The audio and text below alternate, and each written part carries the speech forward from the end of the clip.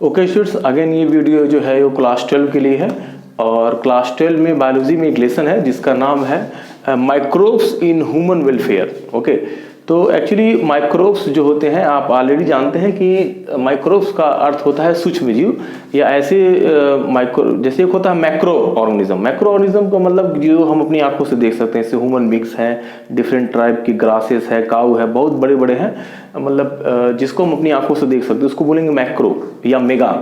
ठीक है, तो तीन वर्ड हो गए। एक हो गया आपका माइक्रो, एक हो गया क्या आपको सॉरी यस, एक हो गया आपका माइक्रो। माइक्रो मीन्स हो गया बहुत छोटा। माइक्रो से जो बड़ा होगा वो क्या होगा, ये होगा मैक्रो, MACRO मैक्रो, और इससे भी बड़ा जो होगा वो मेगा होगा। ठीक है, तो यहाँ पे माइक्रो का अर्थ ऐसा है, माइक्रो ऑर्गेनिज्म, माइक्रोब्स या माइक्रो ऑर्गेनिज्म का अर्थ यह है कि ऐसे जीव या सूक्ष्म जीव जो हमको अपनी आंखों से नहीं दिखाई देते हैं, ह्यूमन बींग्स को अपनी आंखों से उसको नहीं देख सकते हैं, वो बहुत छोटे होते हैं और उनको देखने के लिए माइक्रोस्कोप की नीड होगी। ठीक है, तो ऐसे बहुत से जैसे बैक्टीरिया, फंजाई, एल्गी, वायरसेस, बहुत से ऐसे हैं। और लेकिन इसमें से जो है जितने भी बैक्टीरिया है या एल्गी है या फंजाई है या प्रोटोजोआ है, सब जो होते हैं वो ऐसा नहीं है कि ह्यूमन बींग्स के लिए सब नुकसानदायक है। ठीक है, बहुत से माइक्रो ऑर्गेनिज्म है जो ह्यूमन बींग्स के लिए नुकसानदायक है या अदर प्लांट या एनिमल के लिए नुकसानदायक है, हार्मफुल है। और ऐसे भी कुछ हैं जो ह्यूमन बींग्स या अदर ह्यूमन बींग्स के लिए क्या है वो लाभदायक है। ठीक है, तो यूजफुल भी होते हैं माइक्रो ऑर्गेनिज्म और हार्मफुल भी होते हैं। ठीक है, तो लेकिन जैसे आप देखते हैं कि वायरसेस के कारण, जैसे अभी एक वायरस था कोरोना वायरस। ठीक है, तो कोरोना वायरस के कारण डिजीज हुई। आफ्टर दैट बहुत से डिजीज जैसे टाइफाइड है, सल्मोनेला टाइफी के कारण होता है।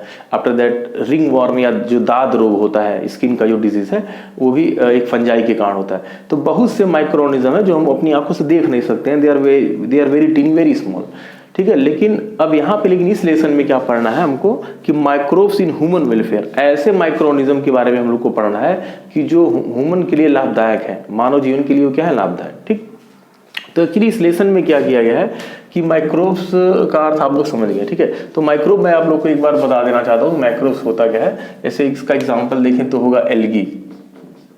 एल्गी बहुत से हैं। अच्छा, एल्गी में बहुत से हैं जो बहुत छोटे होंगे जिनको हम नहीं देख सकते हैं, ये प्लांट की कैटेगरी में आते हैं। और बहुत से एल्गी ऐसे भी हैं जो मतलब जो बहुत से छोटे हैं, सूक्ष्म हैं, माइक्रोब हैं।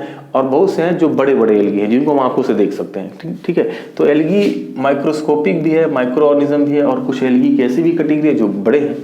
ठीक है, तो कुछ एल्गी इसमें आएंगे। अब फंजाई, अच्छा फंजाई भी जो है एक ग्रुप का नाम है, ऐसा नहीं कि एक ही प्लांट का ही नाम है। तो फंजाई भी होते हैं, बहुत से ऐसे फंजाई हैं जो बहुत छोटे हैं जिनको हम अपनी आंखों से नहीं देख सकते हैं, सिर्फ उनको देखने के लिए माइक्रोस्कोप की भी नीड होती है। और ऐसे भी कुछ फंजाई हैं जो बड़े हैं, जैसे मशरूम है, मशरूम भी फंजाई जो हम आंखों से देख सकते हैं, उसको फूड में यूज किया जाता है। आज मेरे यहाँ जो है मशरूम बना भी है। ओके, तो यहाँ पे एल्गी होंगे, कुछ बहुत छोटे होंगे जिनको जो है क्या नाम है हम अपनी आंखों से नहीं देख सकते हैं, और कुछ है जो बड़े होंगे। फंजाई भी ऐसे आते हैं कि ये इनमें भी कुछ फंजाई होंगे जो बहुत छोटे हैं और कुछ फंजाई है जो बहुत बड़े हैं जिनको आंखों से देख सकते हैं। ठीक, आफ्टर दैट है बैक्टीरिया। जितने भी बैक्टीरिया होते हैं सब यूनिसेलुलर होते हैं, एक ही सेल वाले होते हैं बैक्टीरिया। इनको हम अपनी आंखों से नहीं देख सकते हैं, इनको देखने के लिए माइक्रोस्कोप की नीड होती है। ठीक है, तो कुछ फंजाई, कुछ बैक्टीरिया माइक्रोस्कोपिक है, कुछ एल्गी भी, और सभी बैक्टीरिया जो है माइक्रोस्कोपिक है। सभी बैक्टीरिया बहुत छोटे हैं, उनको देखने के लिए माइक्रोस्कोप की नीड है, जरूरत है। ठीक, आफ्टर दैट वायरसेस। अच्छा, वायरसेस जो होते हैं, ये वायरसेस जो होते हैं सभी हार्मफुल हैं, प्लांट के लिए या ह्यूमन बेस के लिए हानिकारक है ये। और ये जो वायरस होते हैं इनमें सेल का स्ट्रक्चर नहीं होता है। इनको ऑलरेडी आप जानते हैं, इनको कहा जाता है connective link between the living thing and non living thing. ये इसमें कोशिका या सेल नहीं होती है, तो इसलिए इसको लिविंग थिंग नहीं कहा जा सकता है। लेकिन इनमें एक कैरेक्टर होता है कि जब किसी प्लांट या एनिमल सेल के अंदर एंट्री करते हैं तो अपनी संख्या वो बढ़ा सकते हैं। मान लीजिए एक वायरस गया तो सेल के अंदर जाके या शरीर के अंदर जाके अपनी संख्या बढ़ा सकता है, तो इसमें रिप्रोडक्शन मतलब वो शो करता है। तो एक इसके कारण इसको क्या लिविंग और नॉन लिविंग के बीच की कनेक्टिव लिंक कहा जाता है। ठीक है, अच्छा कुछ और माइक्रो ऑर्गेनिज्म है, जैसे है आपका वायराइड्स। ठीक है, अच्छा वायरसेस में क्या होता है स्टूडेंट, यहाँ पे आपको जानना है। वायरस में दो पार्ट होते हैं, तो आप इसको समझ सकते हैं। वायरस में एक आउटर जो उसका पार्ट होगा, वायरस एक पार्टिकल है, कण है, ये सेल से भी बहुत छोटा है। ठीक है, तो वायरसेस में क्या होगा, ये बहुत छोटे होंगे और इनमें एक पार्टिकल जैसे होंगे। इनमें दो पार्ट मेन होते हैं। बाहर जो इसका शरीर का पार्ट होगा, मान लीजिए यहाँ पे मैं वायरस बना रहा हूँ, ठीक है, मान लीजिए ये है वायरस कोई है, ठीक है, तो ये आउटर जो पार्ट होगा इसका, ये बाहर वाला पार्ट होगा, ये आउटर जो भी आप बना सकते हैं, ये आउटर पार्ट जो होगा ये होगा प्रोटीन का बना, ठीक है, आउटर पार्ट प्रोटीन का बना होगा, जिसको बोलते हैं कैप्सिड, इसको बोलते हैं कैप्सिड, और अंदर जो इसके होगा वो न्यूक्लिक एसिड होगा। और एक वायरस में न्यूक्लिक एसिड दो टाइप के होते हैं, डीएनए और आरएनए। तो एक वायरस में सिर्फ एक ही न्यूक्लिक एसिड होगा, या तो डीएनए होगा या तो आरएनए होगा, ठीक। आफ्टर दैट वायराइड्स जो होते हैं, वायराइड्स जो होते हैं वो उनमें सिर्फ न्यूक्लिक एसिड पाया जाता है, और न्यूक्लिक एसिड उसमें क्या पाया जाता है, RNA, single standard circular RNA उसमें पाया जाता है। तो ये सभी चीजें, क्योंकि वायरस, वायराइड्स और एक होता है प्रियॉन्स, ठीक है, प्रियॉन्स जो होता है वो प्रोटीन के इन्फेक्शियस पार्टिकल होते हैं, प्रोटीन के पार्टिकल होते हैं जो डिफरेंट टाइप को डिजीज या इन्फेक्शंस फैलाते हैं, ठीक है। तो यहाँ पे लेकिन इस चीज़ों को हमको पढ़ने की आवश्यकता नहीं है, क्योंकि लेसन का नाम क्या है, माइक्रोब्स इन ह्यूमन वेलफेयर। ऐसे सिर्फ माइक्रो ऑर्गेनिज्म के बारे में हम लोग को पढ़ना है जो ह्यूमन बींग्स के लिए लाभदायक है, यूजफुल है, ठीक। तो बुक में क्या किया गया है, एनसीईआरटी बुक में, कि इसमें अलग अलग तरीके का, जैसे कि अलग अलग कैटेगरी में बांट दिया गया है कि आपको मतलब इजी हो पढ़ने में। तो पहला है house hold products. House hold products का अर्थ क्या होता है, जो घरेलू उत्पाद है, या मान लीजिए कि जो घरों में जो चीज़ें बनाई जाती हैं उसमें कौन कौन से माइक्रो ऑर्गेनिज्म का यूज हो रहा है, ठीक है। तो हाउस होल्ड प्रोडक्ट का मतलब है कि घर में बनाए जाने वाले जो प्रोडक्ट्स होते हैं उनमें भी कुछ माइक्रो ऑर्गेनिज्म का यूज होता है। तो इसमें देखेंगे पहला जो है, देखिए यहाँ पे मैंने 1 2 3 4 5 कैटेगरी दे दी है, ठीक है, और इतना एनसीईआरटी बुक में दिया गया है, तो इसको मैंने शॉर्ट कर दिया है कि इतने पॉइंट आप याद करेंगे और इतने नेम आप याद करेंगे तो आसानी से आप इसको लिख लेंगे, ठीक। तो हाउस होल्ड प्रोडक्ट्स में, घरों में जो बनाने वाली चीजें हैं, उसमें है पहले मिल्क को कर्ड में बदला जाता है, ठीक है। तो मिल्क को, दूध को, ये दही में बदलने का काम एक बैक्टीरिया होता है जिसको बोलते हैं LAB, कैपिटल LAB, ठीक है। तो कैपिटल LAB यहाँ पे ऐसे लिखा होता है, कभी कभी एग्जाम में डायरेक्ट देता है LAB, इसके बारे में लिखिए। तो आप क्या इसमें बताएंगे, इसका फुल फॉर्म है लैक्टिक एसिड बैक्टीरिया। L से क्या हो गया, लैक्टिक, A फॉर एसिड और B से बैक्टीरिया। तो लैक्टिक एसिड बैक्टीरिया, जब आप दूध से, आप लोअर क्लासेस से आप पढ़ते आ रहे होंगे कि दूध से दही बनने का जो प्रोसेस होता है एक बैक्टीरिया के द्वारा होता है। नॉर्मली क्या होता है, दूध में थोड़ा सा दही मिलाते हैं और उस दही में एक्चुअली वो बैक्टीरिया है लैक्टोबैसिलस, ठीक है। तो लैक्टोबैसिलस बैक्टीरिया जब उसमें बढ़ता है, उसको सही तरीके से टेम्परेचर मिलता है, थोड़ा हीट मिलता है, तो अपनी संख्या को बढ़ा लेता है, ठीक।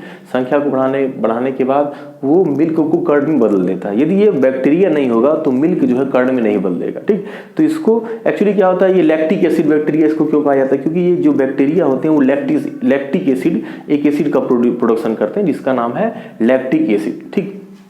तो यहाँ पे आप देखेंगे लैक्टिक एसिड बैक्टीरिया। अच्छा, ये यहाँ पे मैं आपको ये बता रहा था कि लोअर क्लास से आप पढ़ते हैं कि दूध से दही बनाने का काम एक बैक्टीरिया करता है जिसको बोलते हैं लैक्टोबैसिलस, ठीक है। यहाँ पे देखिए मैंने लिखा है लैक्टिक।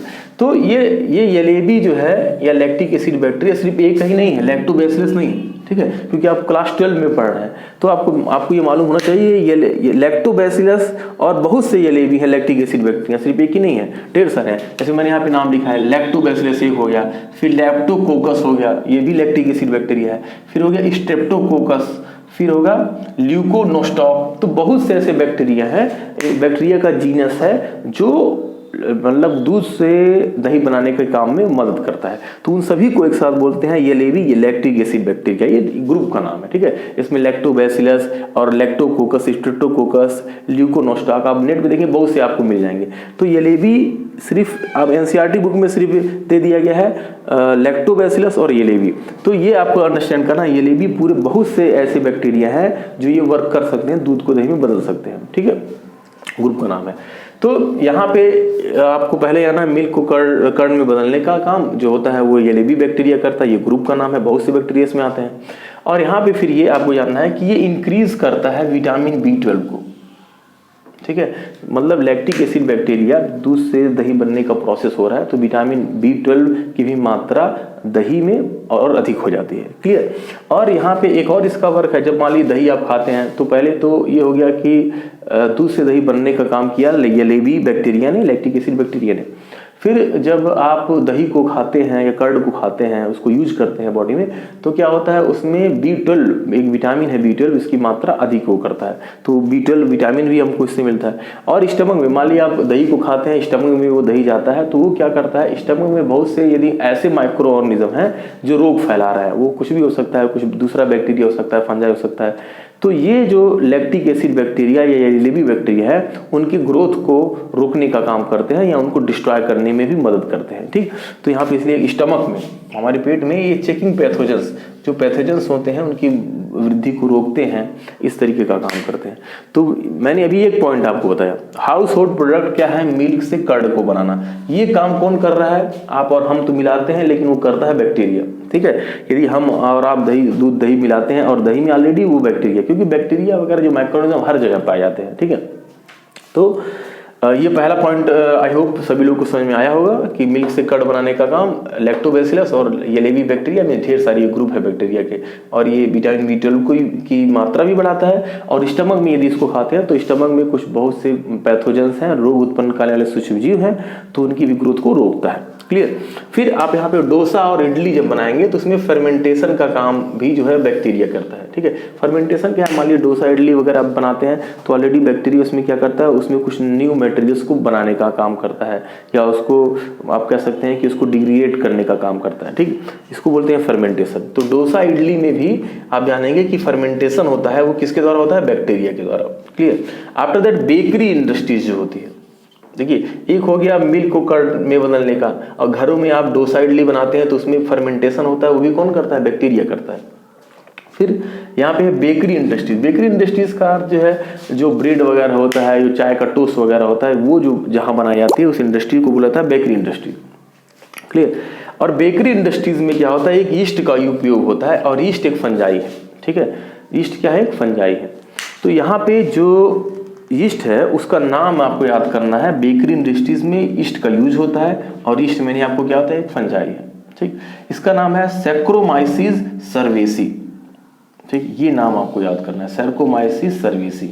ये एक फंजाई या ईस्ट है, और ये क्या करता है, ये मान लीजिए कि बेकरी इंडस्ट्रीज में आप देखेंगे कि लोग मैदा हुआ या आटा हुआ उसको रख के उसमें ईस्ट मिलाते हैं, और ईस्ट मिलाकर क्या करते हैं, ईस्ट मिला के जब उसको रखेंगे रात भर या 2-4-5 घंटे के लिए रखेंगे, तो मान लीजिए इतना आटा रखें तो ईस्ट क्या करेगा, तेजी से श्वसन क्रिया करेगा, रेस्पिरेशन, और उसमें ढेर सारी CO2 बना देगा। और CO2 जब बनाएगा तो मान लीजिए इतना अमाउंट ऐसे फूल जाएगा। ठीक है, फूल जाएगा तो उसके अंदर एयर फिल हो जाएंगे। तो आप देखें ना, ब्रेड को आप जब खाते हैं देखते हैं उसमें स्पेस होता है, तो वो क्यों होता है, क्योंकि ऑलरेडी जब उसको ईस्ट के साथ मिलाया गया, आटे को ईस्ट और आटा मिलाया गया, तो वो क्या हो गया, वो फूल गया पूरा एकदम, उसके अंदर ऑलरेडी एयर और पहुंच गया। तो इसलिए आप जब उसको काटते हैं ब्रेड या टोस्ट देखते हैं उसमें एयर होता है, एयर का स्पेस होता है। तो वो क्यों होता है, ये होता है ईस्ट के कारण। और ईस्ट का क्या नाम है, सैक्रोमाइसिस सर्वेसी।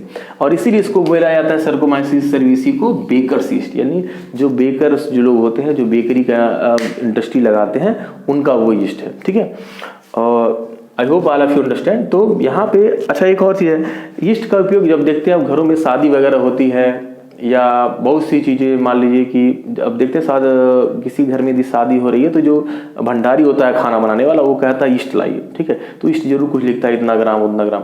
तो ईस्ट वो क्या करता है, वो मैदे के साथ मिला के रखता है, रात में रखता है, और वो थोड़ा सा स्वेलिंग हो जाता है, वो फूल जाता है।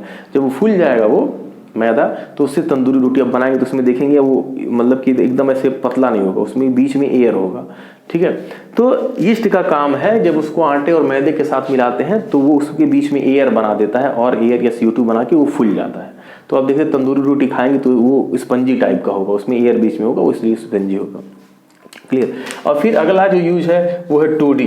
टोडी क्या है, TODY, ये साउथ इंडिया का एक ड्रिंक है। ठीक है, एक लिक्विड मटेरियल है जिसको लोग पीने में यूज करते हैं, और ये ड्रिंक जो होता है पाल्म ट्री या ताड़ के पौधे से मिलता है। तो ताड़ के पौधे से जो ड्रिंक बनता है